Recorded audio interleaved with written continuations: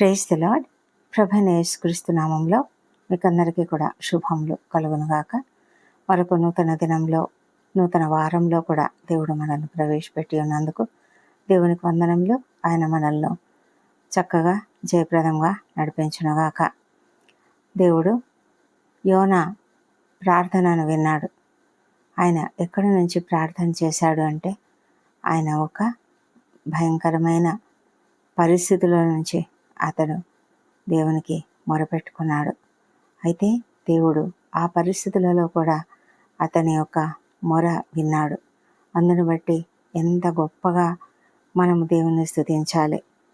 యోనా మొర వినిన దేవుడు, నీవు ఏ పరిస్థితిలో నుంచి మొర పెడుతున్నావో తప్పకుండా ఆయన మన ప్రార్థన వినే దేవుడై ఉన్నాడు. ఏడ్రియన్ సిమంకస్ అనే ఒక వ్యక్తి కయాకింగ్ చేస్తున్నాడట. ఎక్కడ అంటే చిలీలోని ఒక జలసంధిలో తన తండ్రితో కలిసి చేస్తున్నాడు. కయాకింగ్ అంటే మీకు తెలుసు కదా, ఒక చిన్న బోట్లో వాళ్ళు అదొక స్పోర్ట్, వాటర్ స్పోర్ట్ అన్నమాట. ఆ విధంగా ఒక ఆటలాగా అతడు చేస్తూ ఉన్నాడు. అయితే సడన్గా ఏమైందంటే, అతను కేవలము 24 years ఓల్డ్ అన్నమాట. అలాంటి వాడిని ఒక పెద్ద హంప్ బ్యాక్ వేల్ అనేది, చాలా పెద్ద తిమింగళం, అది అతన్ని ఒక్క నిమిషంలో మింగేసిందట. మింగేసింది. ఇంకా నేను చచ్చిపోయాను అనుకున్నాడు ఏడ్రియన్. ఆ తర్వాత న్యూస్ ఛానల్స్ అందరూ వచ్చి అతన్ని ఇంటర్వ్యూ చేశారు. అతడు అన్నాడు, నేను ఇంకా చచ్చిపోయాను అనుకున్నాను. అయితే కొన్ని సెకండ్స్లోనే ఆ వేల్ ఏం చేసిందంటే ఏడ్రియన్ని లోపలికి తీసుకెళ్ళి అక్కడ వదిలేసిందనమాట. అయితే అతనికి ఉన్నటువంటి లైఫ్ జాకెట్ ఉంటుంది కదా, దానివల్ల అతడు వెంటనే నీళ్ళపైకి తేలిపోయాడు. తేలగానే అప్పటికే వాళ్ళ నాన్న సిద్ధంగా ఉన్నాడు. ఎందుకంటే ఇంత సడన్గా ఇలా జరుగుతుందని అతని తండ్రి ఊహించలేదు. అతడు ఇంకా వెతుకుతూ వచ్చాడు. అంత లోపలే ఇంకా అతడు ఇట్లా తేలి బయటికి రావడంతో అతన్ని క్షేమంగా ఒడ్డుకు తీసుకొని వచ్చాడంట. అది చాలా భయంకరమైన సంఘటనగా ఏడ్రియన్ అది ఒక నైట్ మేర్ లాగా అతడు జ్ఞాపకం చేసుకొని ఆ న్యూస్ ఛానల్ వాళ్ళకి చెప్పాడంట. అయితే మనకు మన బైబిల్ గ్రంథంలో యోనా అనే ఒక ప్రవక్తను గురించి రాయబడి ఉంది కదా, పాత నిబంధనలో. అయితే ఆ ప్రవక్త ఎలాంటి వాడు అంటే, చాలా మంచివాడు, నీతిపరుడు, తను బాగా యథార్థవంతుడు, జాగ్రత్తగా మరి దేవుని మాట వినేవాడు. దేవుడంటే చాలా భయభక్తులు ఉన్నటువంటి వ్యక్తి. దేవుడు అతనికి ఏం చెప్పాడంటే, నీవు నీనెవే పట్టణానికి వెళ్ళి అక్కడ వారికి ఆ మహాపట్టణము దుర్గతి పాలవుతుంది అని ప్రకటించమని చెప్పాడు. అయితే యోనాకు అది ఇష్టం లేదు. అతడు తర్షీషు పట్టణానికి పారిపోవాలని టికెట్ తీసుకొని ఒక ఓడ ఎక్కాడు. అయితే ఏమైందంటే, ఎప్పుడైతే అతడు దేవునికి అవిధేయత చూపించాడో అప్పుడు దేవుడు అతని గురించి ప్రతి విషయంలో కూడా ఇన్వాల్వ్ అయ్యాడు. ప్రతి విషయంలో జోక్యం చేసుకున్నాడు. ఆ ఓడ పైన పెద్ద గాలి వచ్చేలాగా, ఆ సముద్రం మీద పెద్ద తుఫాను వచ్చేలాగా చేశాడు. అక్కడ ఓడలో ఉన్నటువంటి ప్రతి ఒక్కరు కూడా భయపడిపోయి వాళ్ళకు ఏం చేయాలో అర్థం కాలేదు. అందరూ ఇక్కడ ఈ యోనా ఏం చేస్తున్నాడంటే, అప్పుడు ఆ సమయంలో అతడు ఓడ దిగువ భాగానికి వెళ్ళి నిద్రపోతూ ఉన్నాడు. వాళ్ళు వచ్చి లేపారు అతన్ని. లేపి, ఎందుకు ఇలా నిద్రపోతున్నావు, లేచి ప్రార్థన చేయి, ఎంత భయంకరమైన పరిస్థితిలో ఉన్నామో చూడు అని చెప్పినప్పుడు అతడు కూడా లేచాడు. అయితే అందరూ కూడా ఏమనుకున్నారంటే, ఎవరి గురించి ఈ విధంగా మనకు ఈ పెద్ద తుఫాన్ వచ్చిందో దాన్ని మనము ఆలోచించాలి, మనం చీట్లు వేద్దాం అని ప్రతి ఒక్కరి పేరు రాసి చీట్లు వేసినప్పుడు అది యోనా మీదకి వచ్చింది. యోనా మీదకి రాగానే అప్పుడు వాళ్లకు భయం వేసింది. అసలు నువ్వెవరు, నువ్వు ఎక్కడి నుంచి వచ్చావు అని అన్నీ అడిగినప్పుడు అతడు ఎంత బాగా ధైర్యంగా ఏం చెప్తున్నాడు తెలుసా, నేను హెబ్రీయుడను, సముద్రమునకును భూమికిను సృష్టికర్తయ్యై ఆకాశమందుండు దేవుడై ఉన్న యెహోవా యందు నేను భయభక్తులు గలవాడనై ఉన్నాను అని నేను దేవుని సన్నిధిలోంచి పారిపోయానని చెప్పినప్పుడు వాళ్ళకి ఇంకా భయం వేసింది. అయ్యయ్యో, ఇతను ఎవరో దేవుని నుంచి పారిపోతున్నాడంట, ఆ దేవాది దేవుడు చాలా గొప్ప దేవుడు, మరి ఏం చేయాలి అని అంటే, అప్పుడు యోనా ఏమన్నాడంటే, నన్ను సముద్రంలో విసిరేయండి, మీరు దాని గురించి దిగులు పడొద్దు అని చెప్పినప్పుడు వాళ్ళు భయపడుతూనే ప్రార్థన చేసుకుంటూనే దేవునికి ప్రార్థన చేసి అతన్ని సముద్రంలో పడవేసినప్పుడు దేవుడు ఏం చేశాడు తెలుసా? దేవుడు అతన్ని మింగడానికి ఒక పెద్ద చేపను నియమించాడంట. అప్పుడు ఆ పెద్ద చేప యోనాను మింగేసినప్పుడు యోనా ఏం చేశాడు? అతడు ఆ యొక్క మత్స్యం మింగిందని తనకు తెలియదు. తను సముద్రంలో పడిపోయాడు అనుకున్నాడు. పడిపోయాను అనుకుని నేను పాతాళ గర్భంలో నుండి కేకలు వేస్తూ నేను ప్రార్థన చేస్తున్నానని చెప్పి ఆ మత్స్యం కడుపులో నుంచి యోనా యెహోవాకు ప్రార్థన చేశాడు. నేను ఉపద్రవంలో ఉండి యెహోవాకు మనవి చేయగా ఆయన నాకు ప్రత్యుత్తరం ఇచ్చెను.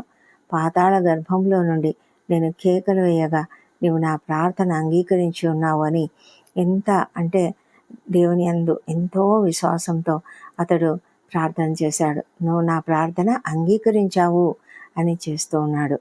నువ్వు అగాధ సముద్రంలో నన్ను పడవేసి ఉన్నావు, అయితే నేను తప్పకుండా బయటకు వస్తాను, నేను తప్పకుండా నీ పరిశుద్ధాలయంను మళ్ళా చూస్తాను అని ప్రార్థన చేసినప్పుడు దేవుడు అతని ప్రార్థనను విన్నాడు, అతనిని జ్ఞాపకం చేసుకొని మరి దేవుడు అతన్ని వెంటనే ఆ మత్స్యానికి ఆ గొప్ప చేపకు ఆజ్ఞ ఇచ్చినప్పుడు యెహోవా అతన్ని ఒడ్డుకు తీసుకెళ్ళి నేల మీద కక్కేసింది. అప్పుడు అతడు బయటకు వచ్చాడు. చూసారా, ఇంత గొప్ప రీతిలో దేవుడు అతని గురించి ఆలోచించాడు ప్రతి విషయంలో కూడా. అందుకే ఈ దినం ఎవరైనా దేవుని నుంచి పారిపోతూ ఉన్నారా? అయితే దేవుడు మిమ్మల్ని ఎప్పుడు కూడా వదిలిపెట్టడు. నీవు దేవుణ్ణి అంగీకరించి ఉన్నట్లయితే నువ్వు ఎలాంటి తప్పు మార్గంలో నువ్వు వెళ్తున్నా కూడా నేను తప్పకుండా బయటికి మంచి మార్గంలోనికి తీసుకొస్తాడు. నీ గురించి ప్రతి విషయంలో కూడా ఆయన ఏర్పాట్లు చేస్తాడు. నీ గురించి అన్ని విషయాలు కూడా ఆలోచిస్తాడు. నీవు దేవుని ఆజ్ఞను గైకొనేలాగా ఆయనే చేసుకుంటాడు. కాబట్టి మనం భయపడకుండా యోనాలాగా ప్రార్థన చేయాలి. తిరిగి ఒకవేళ తప్పిపోయి మనము పడిపోయిన స్థితిలో ఉంటే వెంటనే ప్రార్థన చేసి దేవుని సన్నిధిలో మన పాపం నొప్పుకొని పశ్చాత్తాపడినప్పుడు దేవుడు మనల్ని తిరిగి తన బిడ్డగా చేసుకుంటాడు. ఆయన మనల్ని ఎప్పుడు కూడా వదిలిపెట్టే దేవుడు కాదు. ఆయన యోనా ప్రార్థన విన్నాడు, యోనాను రక్షించాడు. ఆ తర్వాత యోనా వెళ్ళి నీనెవె పట్టణంలో చక్కగా మరి ప్రకటించినప్పుడు వారంతా కూడా, నీనెవె ప్రజలంతా కూడా తమ మనసు మార్చుకున్నారు. 40 రోజుల పాటు ఉపవాసం ఉన్నారు. ఆ విధంగా తాము పశ్చాత్తాపడినప్పుడు దేవుడు వారి ప్రార్థన విని వారికి చేయవలసిన నాశనము చేయకుండా వారి పట్ల ప్రేమ చూపించాడు, కనికరం చూపించాడు. ఆ విధంగా దేవుడు మనల్ని వాడుకుంటాడు. ఎవరో ఒకరి కొరకు దేవుడు మనల్ని వాడుకోవడానికి ఆయన సిద్ధంగా ఉన్నాడు. మరి దేవుడు ఒక పెద్ద చేపల కడుపులో నుంచి ప్రార్థన చేస్తే కూడా దేవుడు విన్నాడు.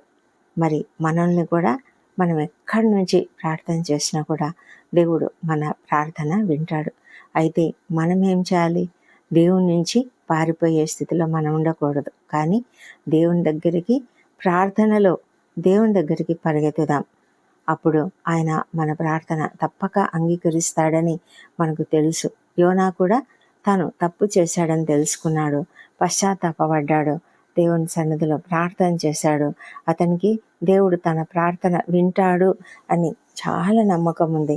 అందుకే గట్టిగా ప్రార్థన చేశాడు, హృదయపూర్వకంగా ప్రార్థన చేశాడు, మరి పశ్చాత్తాపంతో ప్రార్థన చేశాడు.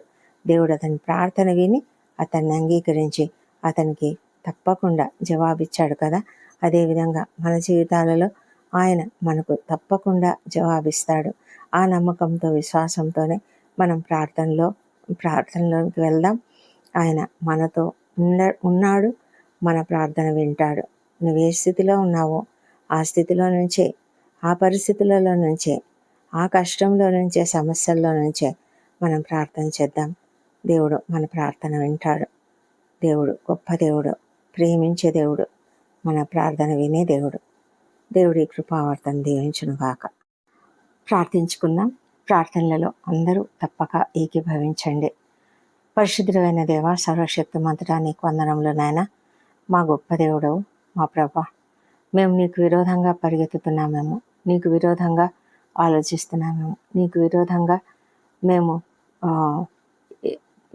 పడిపోయే స్థితిలో నీకు అయిష్టమైనటువంటి పనులు చేయడానికి అవిధేయత చూపిస్తూ ఉన్నామేమో తండ్రి.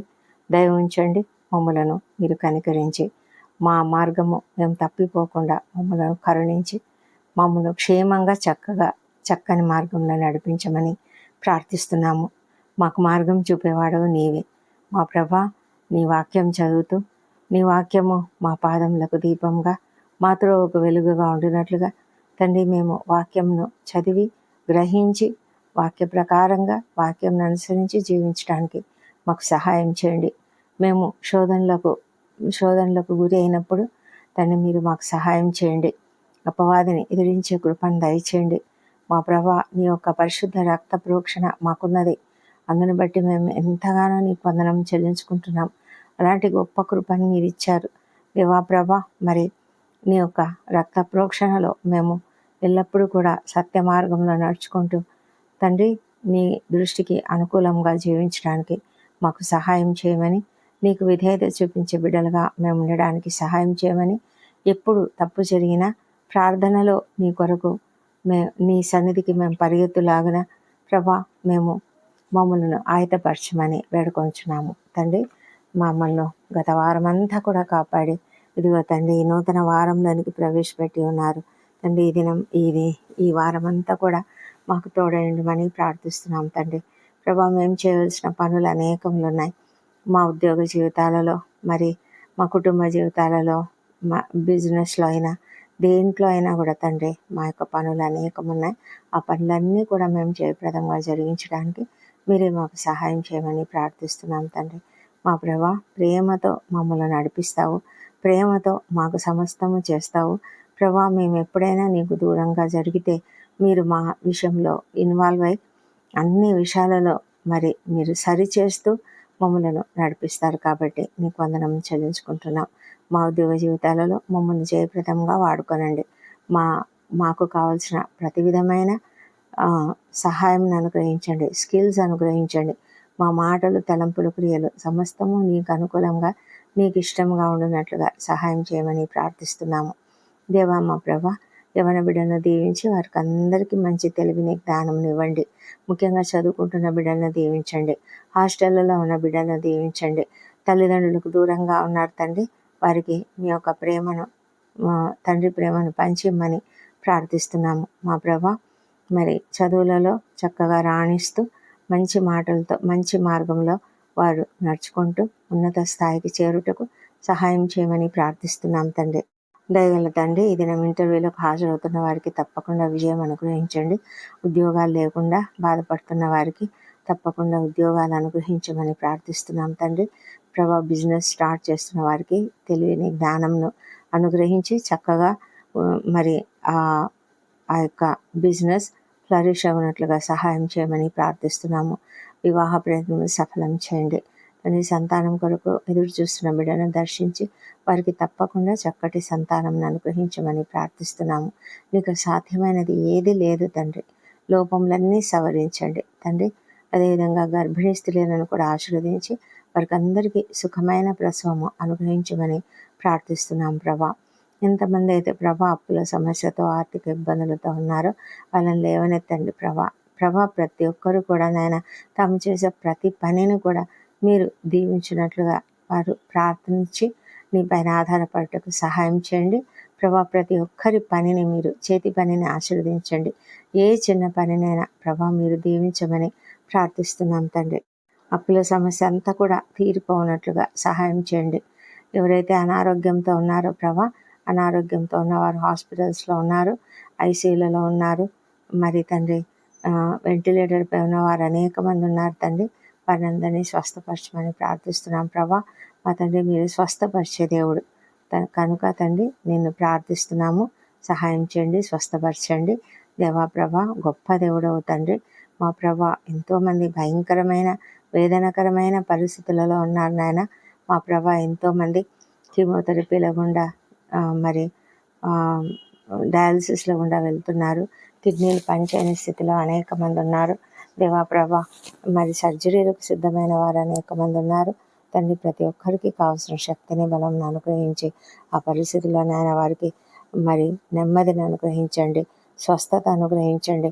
కుటుంబ సభ్యులు ఎంతో ఆందోళన పడుతున్నారు తండ్రి. కృప చూపించమని ప్రార్థిస్తున్నాం నాయన ప్రభా. నాయన ఇంకా తండ్రి ఎంతమంది అయితే నీ సన్నిధిలో ప్రార్థిస్తున్నారో ప్రతి ఒక్కరి ప్రార్థన అంగీకరించండి దేవా.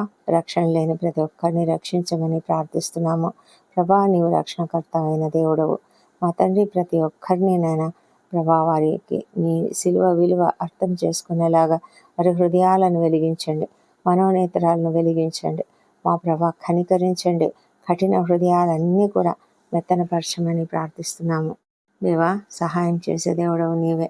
ఎంతోమంది తమ ప్రియుల కొరకు, తమ బంధువుల కొరకు, శ్రేయభిలాషుల కొరకు తండ్రి, స్నేహితుల కొరకు ఎంతగానో ప్రార్థిస్తున్నారు.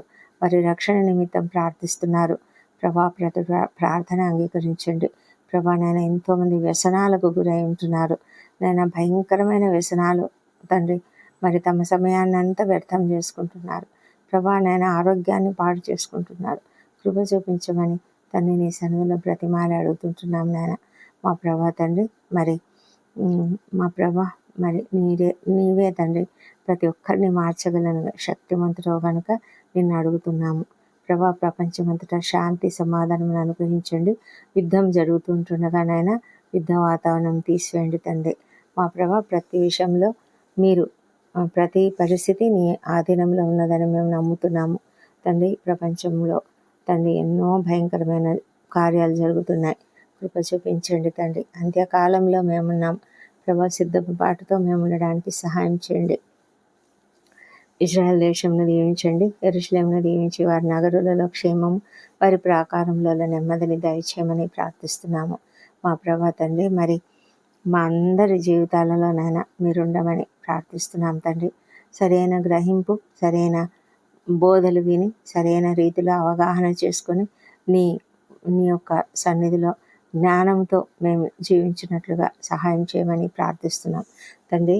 మరి మా దేశంను దీవించండి. మా దేశంపై నీ పరిశుద్ధాత్మను కుమ్మరించి ప్రతి ఒక్కరిని తెలుసుకునేలాగా సహాయం చేయండి నాయన. అధికారులు, ఉద్యోగులు, పరిపాలకులు అందరూ కూడా నీతిగా నిజాయితీగా పనిచేయనట్లుగా సహాయం చేయండి. ముఖ్యంగా ప్రభా ఎన్నో అరాచకాలు ఉన్నాయి, అక్రమాలు జరుగుతున్నాయి ప్రభా. భయంకరమైన పరిస్థితిలో మేమున్నాము. క్రైస్తవులపై దాడులు జరుగుతున్నాయి. కృప చూపించండి తండ్రి. సమస్తమును అరికట్టమని ప్రార్థిస్తున్నాం తండ్రి. దేవా ప్రభా నీకే వందనములు. ఈ దినమంతయు మా యొక్క ప్రయాణాలలో తోడుగా ఉండండి. మా పనులన్నింటినీ కూడా జయప్రదంగా జరిగించమని ప్రార్థిస్తున్నాం. ఈ దినం బర్త్డేలు, వివాహాలను జరుపుకుంటున్న బిడ్డను దీవించండి. గడిచిన సంవత్సరం అంతా మీరు వారికి చేసిన ప్రతి మేలును బట్టి నీకు వందనములు. రాబోయే సంవత్సరంలో ఇంకా అధికమైన మేలులను వారికి అనుగ్రహించండి ప్రభా. నాయన మీరు మా ప్రార్థనలన్నీ అంగీకరించి జవాబులు ఇచ్చినందుకు నీకు వందనములు. ఈ ప్రార్థనలన్నీ మా ప్రభువును, మా ప్రియ రక్షకుడు నాయన యేసుక్రీస్తు నామంలో అడిగి పొంది ఉన్నామని నమ్ముతూ నీకు స్తోత్రం చెల్లిస్తున్నాం తండ్రి. Amen, amen.